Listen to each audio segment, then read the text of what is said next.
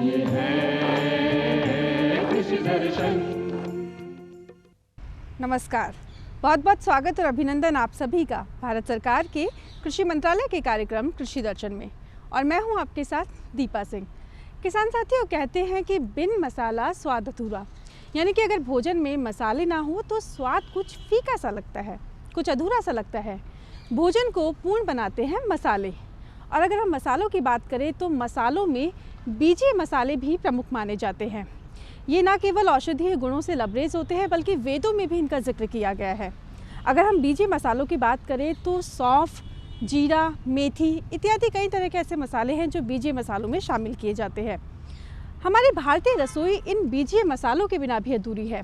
ये ना केवल हमें स्वाद देते हैं बल्कि सेहत भी देते हैं।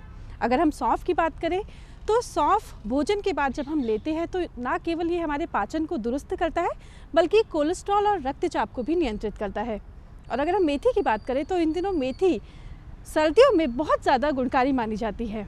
मेथी के लड्डू सर्दियों में ना केवल हमें शक्ति देते हैं बल्कि कई रोगों से भी इसका बचाव करते हैं। तो आज कार्यक्रम कृषि दर्शन में खास तौर पर हम बात करेंगे सौंफ और मेथी में उन्नत कृषि क्रियाओं के बारे में। इसके साथ ही समसामयिक प्रबंधन को हम कैसे अपनाएं। तो चलिए देर किस बात की, आइए कार्यक्रम की शुरुआत करते हैं। लेकिन उससे पहले देख लेते हैं हमारा पहला सेगमेंट, खबरें खेती की। किसान भाइयों नमस्कार, खबरें खेती की में आप सभी का स्वागत है। आइए सबसे पहले नजर डालते हैं खेती से जुड़ी आज की कुछ खास खबरों पर। कृषि विज्ञान केंद्र के नवनिर्मित भवन का हुआ लोकार्पण। भीलवाड़ा में ऊर्जा दक्षता और संरक्षण पर जागरूकता कार्यक्रम का हुआ आयोजन। और हाईटेक होगा किसान, ड्रोन से होगा फसलों पर छिड़काव। केंद्रीय कृषि मंत्री नरेंद्र सिंह तोमर ने उदयपुर के सियाखेड़ी वल्लभनगर स्थित कृषि विज्ञान केंद्र के नवनिर्मित भवन का लोकार्पण किया। इस अवसर पर केंद्रीय कृषि मंत्री नरेंद्र सिंह तोमर ने कहा कि देश की अर्थव्यवस्था के विकास के लिए किसानों की समृद्धि और गांव में खुशहाली जरूरी है। इसी को देखते हुए प्रधानमंत्री नरेंद्र मोदी ने किसान विकास के लिए अनेक योजनाएं शुरू की हैं। उन्होंने कहा कि केंद्र सरकार ने किसान सम्मान निधि योजना के द्वारा हर जरूरतमंद किसान के खाते में सीधे 6,000 रुपये पहुंचाए हैं। इस योजना के तहत सरकार 2,20,000 करोड़ रुपए खर्च कर रही है। इसे देखकर अंदाजा लगाया जा सकता है कि भारत सरकार किसान कल्याण के लिए प्रतिबद्ध है। कृषि राज्य मंत्री कैलाश चौधरी ने कहा कि देश के किसानों की आय और उत्पादन बढ़ाने के लिए कृषि विज्ञान केंद्रों के माध्यम से प्रयोगशालाओं में विकसित नई कृषि तकनीकों और उन्नत कृषि बीजों को किसानों तक पहुंचाने में कृषि विज्ञान केंद्रों की महती भूमिका है।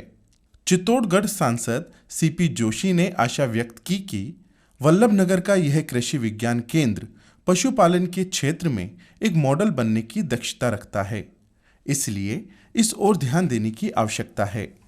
महाराणा प्रताप कृषि और प्रौद्योगिकी विश्वविद्यालय उदयपुर के कुलपति डॉक्टर अजीत कुमार कर्नाटक ने बताया कि MPUAT राजस्थान के विभिन्न जिलों में 8 कृषि विज्ञान केंद्रों के माध्यम से कृषि विकास में संलग्न है।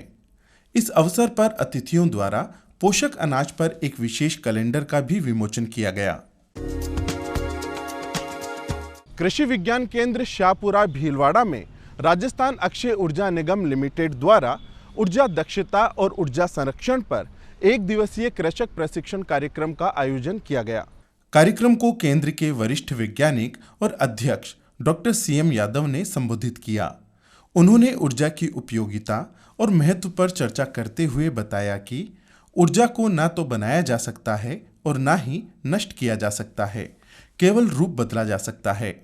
उन्होंने बताया कि वर्तमान में बढ़ती हुई जनसंख्या और ऊर्जा की खपत को देखते हुए ऊर्जा संरक्षण एक प्रमुख मुद्दा बन जाता है।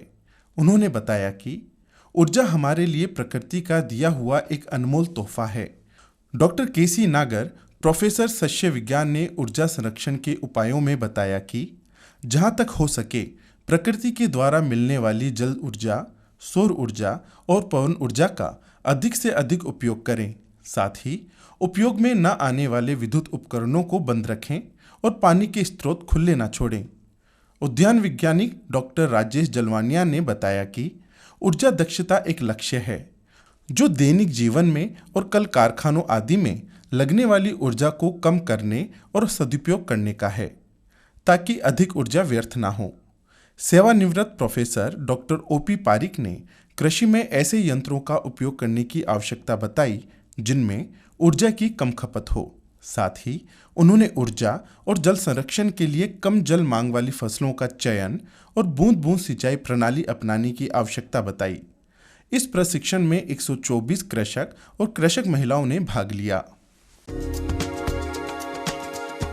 चित्तौड़गढ़ जिले के अकोला क्षेत्र में कृषि विभाग 20 हेक्टेयर क्षेत्र में ड्रोन के जरिए नैनो यूरिया का छिड़काव कर रहा है। दुनिया भर में कृषि कार्यों के लिए आर्टिफिशियल इंटेलिजेंसी और ड्रोन का उपयोग बढ़ रहा है। राजस्थान में भी सरकार कृषि क्षेत्र में तकनीक के उपयोग को बढ़ावा दे रही है ताकि बेहतर उपज के साथ साथ किसानों की आय में भी वृद्धि हो। महाराष्ट्र, राजस्थान आदि राज्यों के तमाम किसान खेती किसानी के कार्यों में ड्रोन का उपयोग करने लगे हैं। चित्तौड़गढ़ जिले के अकोला क्षेत्र में कृषि विभाग 20 हेक्टेयर इलाके में ड्रोन के जरिए नैनो यूरिया का छिड़काव कर रहा है। सब कुछ ठीक रहा तो उपखंड समेत जिले की ग्राम सेवा सहकारी समितियों में जल्द ड्रोन उपलब्ध होंगे। किसानों की मांग पर ड्रोन से नैनो यूरिया और कीटनाशक का छिड़काव किया जाएगा। इफ्को चित्तौड़गढ़ के क्षेत्रीय अधिकारी ब्रजराज मीणा ने बताया कि ड्रोन के जरिए छिड़काव करने से किसानों की कई तरह से बचत होगी। एक तो कम समय में छिड़काव हो जाएगा, दूसरा ड्रोन के जरिए खेत में हर जगह एक समान छिड़काव होता है। ड्रोन से छिड़काव में 1 एकड़ का किराया महज 400 रुपये होगा। उन्होंने बताया कि ट्रायल सफल रहेगा ऐसी उम्मीद है। सहकारी समिति कार्मिकों को प्रशिक्षण की तैयारी चल रही है। चिन्हित समितियों और कस्टम हायरिंग सेंटरों में कार्यरत समितियों में ड्रोन उपलब्ध कराए जाएंगे। उन्होंने बताया कि सरकार ट्रायल के साथ किसानों से भी फीडबैक लेगी। उसके बाद पूरा प्लान और मसौदा तैयार होगा। किसान भाइयों, खबरें खेती की में आज इतना ही। आप देखते रहिए कृषि दर्शन। नमस्कार। ब्रेक के बाद आप सभी का बहुत बहुत स्वागत है और आप देख रहे हैं कार्यक्रम कृषि दर्शन। किसान साथियों, जैसा कि मैंने आपको कार्यक्रम की शुरुआत में हमारे आज के विषय के बारे में बताया कि आज हम बात करेंगे सौंफ और मेथी में उन्नत कृषि क्रियाओं के बारे में, इसके साथ ही समसामयिक प्रबंधन को हम कैसे अपनाएं। और आप सभी जानते हैं कि भारतीय रसोई बीजे मसालों के बिना भी अधूरी है। हमारी भारतीय रसोई में बीजे मसालों का उपयोग भरपूर किया जाता है और अगर हम वेदों की बात करें तो वेदों में भी इनके औषधीय गुणों की काफ़ी ज़्यादा जिक्र किया गया है, महत्व के बारे में बताया गया है। अगर हम सौंफ की बात करें तो सौंफ में कई तरह के आयुर्वेदिक गुण हैं। मेथी की बात करें तो मेथी भी कई तरह के आयुर्वेदिक गुणों से लबरेज हैं। अगर हम बात करें उन्नत कृषि क्रियाओं की, अगर हमारे किसान जो सौंफ और मेथी की खेती कर रहे हैं या करना चाहते हैं या लाभ कमाना चाहते हैं, तो कैसे उन्हें उन्नत कृषि क्रियाएँ करनी चाहिए, किस तरह से समसामयिक प्रबंधन को अपनाना चाहिए, किस तरह से खेत को तैयार करें, खेतों में पानी दें, किस तरह से उन्हें उर्वरक प्रबंधन करना चाहिए। जैसे अभी पाले की समस्या पड़ रही है तो पाले से कैसे निदान को हासिल करें, इन तमाम बातों पर आज हम बातचीत करेंगे। तो खास तौर पर आज बात करेंगे सौंफ और मेथी में उन्नत कृषि क्रियाएँ कैसे करें, समसामयिक प्रबंधन को कैसे अपनाएं। और आज इस विषय पर बातचीत करने के लिए खास तौर पर हमने आमंत्रित किया है हमारे आज के इस विषय के खास विशेषज्ञ डॉक्टर RS मीणा जी को। आप हैं प्रधान वैज्ञानिक, राष्ट्रीय बीजीय मसाला अनुसंधान संस्थान, तबीजी, अजमेर। डॉक्टर साहब, बहुत बहुत स्वागत, अभिनंदन आपका कार्यक्रम कृषि दर्शन में। Thank you. किसान भाइयों, राम राम। डॉक्टर साहब, सौंफ के बारे में अगर हम बात करें और मेथी के बारे में अगर हम बात करें तो दोनों ही फसलें बीजीय मसाला फसलों में शामिल की जाती है। दोनों का ही स्वाद हमारी भारतीय रसोई में काफ़ी ज़्यादा इस्तेमाल किया जाता है। अगर हम बात करें सौंफ और मेथी की, तो ये दोनों फसलें किन फसलों के अंतर्गत शामिल की जाती है, इसके उगाने के, इसके उत्पादन के क्या फ़ायदे हैं, इसके बारे में आपसे जानना चाहेंगे। किसान भाइयों, बीजे मसाला की फसलें होती है। बीजे मसाला की वो फसलें होती है जो उनका बीज खाने में, रसोई में काम लिया जाता है और ये बहुत ही उपयोगी है। और बीजे मसालों की फसलें को अर्धशुष्क जलवायु में उगाया जाता है, जिसमें राजस्थान और गुजरात इसमें महत्वपूर्ण है। और इनके बीजे मसालों में ख़ास तौर से सौंफ और मेथी ऐसी फसल है जिनको किसान भाई ज़्यादा से ज़्यादा अपनाते हैं और इससे ज़्यादा से ज़्यादा लाभ कमाते हैं। सौंफ और मेथी के फ़ायदे यदि देखा जाए तो इनमें औषधि गुणों से भरपूर होता है। और सौंफ की बात करें तो सौंफ पाचन तंत्र को मजबूत करता है, कब्ज़ को दूर करता है, इसमें कोलेस्ट्रॉल को भी कम करता है। साथ साथ में इसमें एक और विशेष होती है, इसके पानी को पीते हैं तो इसमें अपने पूरे सिस्टम, हमारे जो दिमाग का स्वास्थ्य है वो अच्छा हो जाता है। मेथी की बात करें तो मेथी के खास तौर से जो लड्डू सर्दियों में खाए जाते हैं, इसकी खाने का तरीका अपना अलग अलग फॉर्म में होता है, परंतु जैसे मेथी को गलाकर पानी पिएंगे तो उससे आपकी शर्करा, रक्त की शर्करा कम हो जाएगी। उसी प्रकार इसके सीड खाए जाएंगे, उनमें एमिनो एसिड होते हैं, वो पेट में जाएंगे। पेट में जाने के बाद में उससे भी अग्ना से इंसुलिन ज़्यादा सिक्रेट करेगा और उससे अपना रक्त का शुगर है वो कम हो जाएगा। अगर हम बात करें जलवायु की कि सौंफ और मेथी को उगाने के लिए किस तरह की जलवायु की आवश्यकता होती है, क्योंकि देखिए राजस्थान जो है वो एक सूखा प्रदेश है, बिल्कुल ड्राई एरिया राजस्थान माना जाता है। तो ऐसे में अगर हमारे किसान साथी सौंफ और मेथी की बीजे मसालों की खेती करना चाह रहे हैं तो किस तरह की जलवायु उन्हें चुननी चाहिए, इसके बारे में जानना चाहिए।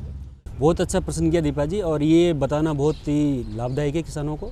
और जैसे आपने जलवायु की बात की तो जलवायु इसके लिए अर्ध शुष्क और शुष्क जलवायु चाहिए। और ये रबी की क्रॉप है और इसको अक्टूबर के महीने में लगाई जाती है और मार्च अप्रैल में काटा जाता है। और इसको सौंफ की स्पेशल बात करें तो इसमें 29 से 30 डिग्री सेल्सियस की आवश्यकता होती है। और यदि हवा भी आपको शुष्क रहनी चाहिए, यदि हवा में नमी रहती है इसमें पाला पड़ने की आशंका होती है और जैसे कई बीमारियां जैसे लेमुरिया ब्लाइट है वो आ जाती है। इसी प्रकार मेथी की बात करें, मेथी भी एक ठंडी जलवायु की फसल है और इसके लिए आपको शुष्क एवं शुष्क जलवायु की चाहिए जो राजस्थान और गुजरात में विद्यमान है। जो हमारे किसान इसका उत्पादन करना चाह रहे हैं तो किस तरह से वो भूमि को तैयार करे, खेत को तैयार करे, भूमि कैसी होनी चाहिए, मिट्टी कैसी होनी चाहिए, ये भी आपसे जानना चाहेंगे। जब हम शुरुआत करते हैं मेथी और सौंफ को बांधने में तो सबसे पहले हमारे जहन में आता है कि हमारा भूमि कैसे तैयार की जाए। भूमि को तैयार करने के लिए आपको पहले पलटने वाले हल से करनी चाहिए, फिर हैरो चलाना चाहिए, हैरो के बाद में आपको पाटा लगाना चाहिए ताकि आपके उसमें जो नमी है वो बनाए रखे। और यदि आपके उसमें दीमक की समस्या है या आपके और कीड़ों की समस्या हो तो पैरामिथाइल छिड़क देना चाहिए। उसका 25 किलो प्रति हेक्टेयर के हिसाब से छिड़कना चाहिए ताकि ये दीमक और कीट की समस्या समाधान हो सके। डॉक्टर साहब आपसे पूछना चाहेंगे कि सौंफ और मेथी में कौन कौन सी ऐसी किस्में हैं जो ज़्यादातर हमारे किसान साथियों को चुननी चाहिए। किसान भाइयों को ये ध्यान रखना चाहिए कि कोई भी जब मेथी और सौंफ को अपन बाते हैं तो उसमें किस्म बहुत ही अहम रोल अदा करती है, जिससे उसमें कम से कम कीट लगने वाली प्रतिरोधक किस्में होनी चाहिए, ज़्यादा से ज़्यादा उपज देने वाली होनी चाहिए। और साथ साथ उपज के साथ में उसमें क्वालिटी, एसेंशियल ऑयल होते हैं इसमें दोनों में ही, तो एसेंशियल ऑयल सौंफ में ज़्यादा होना चाहिए। इसको बाद में ध्यान रखना चाहिए ताकि जितना एसेंशियल ऑयल ज़्यादा होगा उसकी गुणवत्ता ज़्यादा होगी।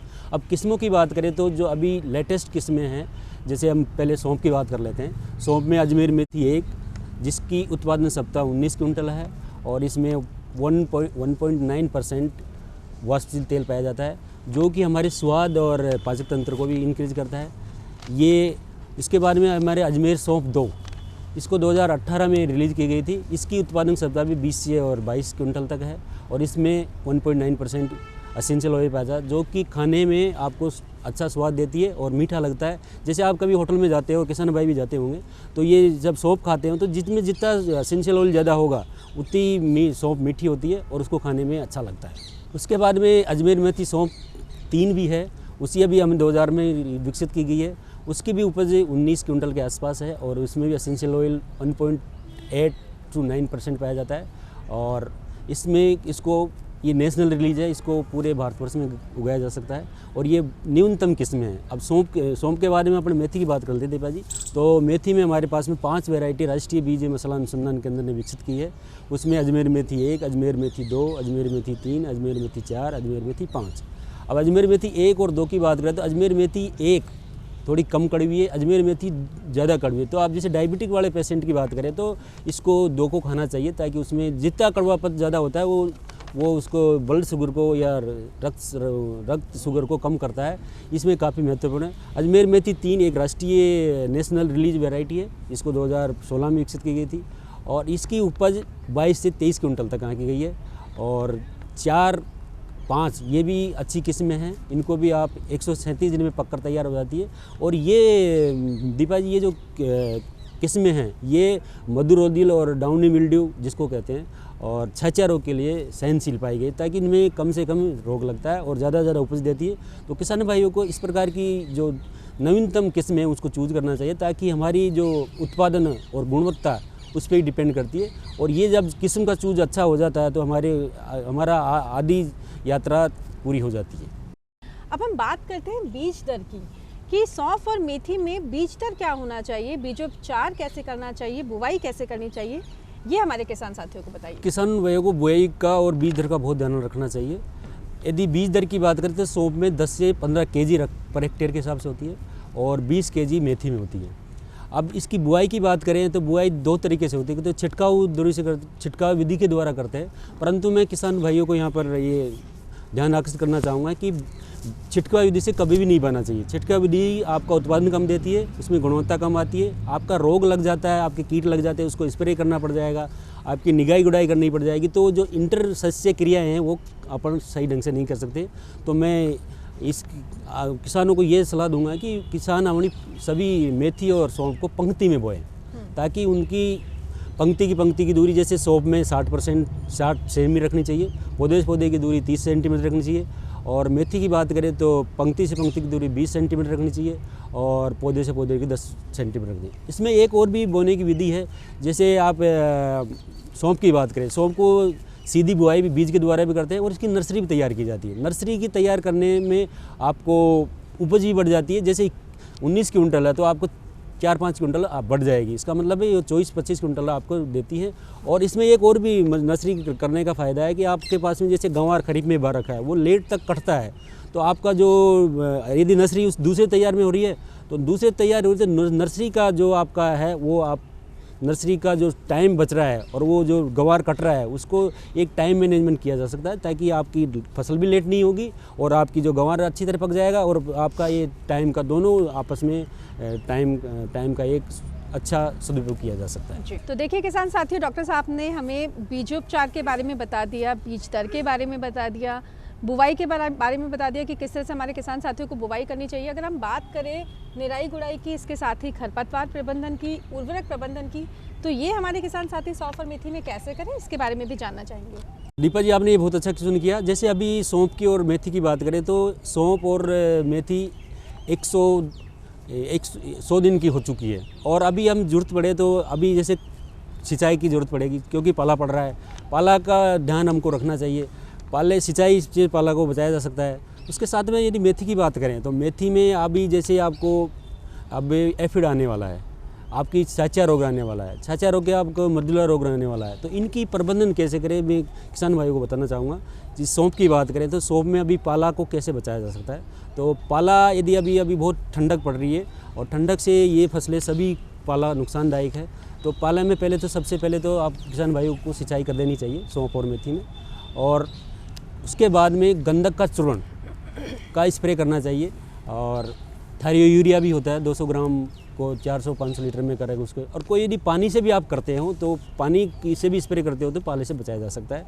उसके अलावा आजकल छोटी छोटी प्रोटेक्शन वाल होती है जिसको प्लास्टिक के सारे खड़ा कर दिया जाता है, वाल टाइप बना दिया जाता है, और वाल बनाने के बाद में उसको आसानी से पाले से बचाया जा सकता है। और जैसे आपने एक गाँव में मट्ठा भी डालते हैं, उससे भी पाले से बचाया जा सकता है। और इसके बाद में जो कृषि क्रिया है कि जो आपको सामसाई प्रक्रियाएँ करनी पड़ती है कि सौंफ को और मेथी को ज़्यादा से ज़्यादा उत्पादन कैसे लिया जाए और गुणवत्ता कैसी बनाई जाए, उसके लिए आपको टाइम से आपको इरिगेशन देनी पड़ेगी, आपको निगाही गुड़ाई करानी पड़ेगी। निगाही गुड़ाई में आपको मैनुअल करना पड़ेगा, साथ में आपको इसमें उर्वरक का भी ध्यान रखना पड़ेगा, क्योंकि जो लास्ट डोज है अब आपको उसमें सिंचाई के साथ देनी चाहिए। तो यदि अभी थायो यूरिया भी आ रहा है, थायो यूरिया के यदि आपके पास में ज़्यादा यूरिया नहीं है तो लिक्विड भी आ रहा है, तो 2 ग्राम या 4 ग्राम पर लीटर के हिसाब से वो यूरिया डालते हैं। उससे भी आपको जो बेसल डोज को बचा के जो आपकी स्प्लिट डोज है उसको दे सकते हैं। तो देखिए किसान साथियों, आपने डॉक्टर साहब से जाना कि किस तरह से सौंफ और मेथी में हम उन्नत कृषि क्रियाएं करें। अभी पाले की समस्या पड़ रही है, सर्दी ज़्यादा पड़ रही है, तो कैसे खरपतवार प्रबंधन करें, समसामयिक प्रबंधन करें, उर्वरक प्रबंधन करें, इसके बारे में हमने जाना। जाते जाते किसान साथियों के लिए आप क्या संदेश देना चाहेंगे, खासतौर पर अभी जो हमारे किसान साथी खेती करना चाह रहे हैं या आने वाले समय में करना चाहेंगे, इसके लिए आप क्या संदेश देना चाहेंगे, ये आपसे जानना चाहेंगे। दीपा जी, मैं किसान भाइयों को यही संदेश देना चाहूँगा कि बीजे मसालों में सौंफ और मेथी अहम रोल रखती है और इनका उत्पादन ज़्यादा से ज़्यादा करना चाहिए। ऐसी फसलें हैं जो आप कम उत्पादन करके ज़्यादा से ज़्यादा लाभ कमा सकते हो। साथ साथ में आप पे इसको खाने से आपकी जो बीमारियां होती है आपके, उनसे भी निजात पाया जा सकता है। और इनको किराने की फसलें कहते हैं। किराने की फसलें का मतलब ये होता है कि कम पैदा में हम ज़्यादा से ज़्यादा उत्पादन करते हैं। साथ साथ में ये कहीं न कहीं आपको यदि रसोई की बात करें तो रसोई से लेके अपन कोई भी चीज़ आपको रोग हो जाता है किसी तरह का, तो इनको लेने से आपको ऑटोमेटिक आपकी शरीर में प्रतिरोधकता क्षमता बढ़ेगी और साथ साथ में आपकी उपज भी बढ़ेगी। ये कैश क्रॉप में आती है और किसान भाइयों को नवीनतम किस्मों को लेते हुए और ज़्यादा से ज़्यादा इन एरियो को लगाना चाहिए ताकि हमारी किसान की आमदनी और राज्य की आमदनी और देश की आमदनी बढ़ सके।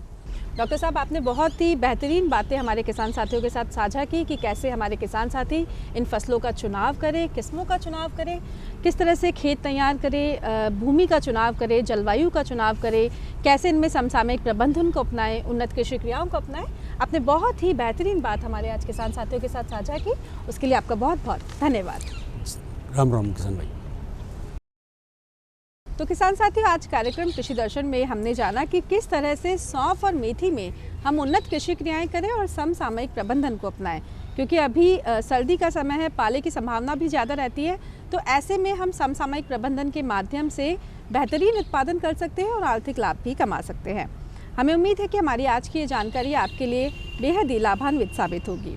आपको हमारा आज का ये कार्यक्रम कैसा लगा, आप हमें पत्रों के माध्यम से बता सकते हैं।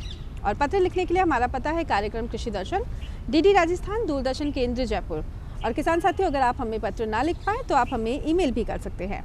हमारा ईमेल आईडी है krishidarshanjaipur@gmail.com। और हमेशा की तरह हमें रहेगा आपके पत्रों और आपके ईमेल्स का इंतज़ार। किसानों की बात, किसानों के साथ और किसानों का विकास, इन सभी का दर्पण है आपका अपना कार्यक्रम कृषि दर्शन।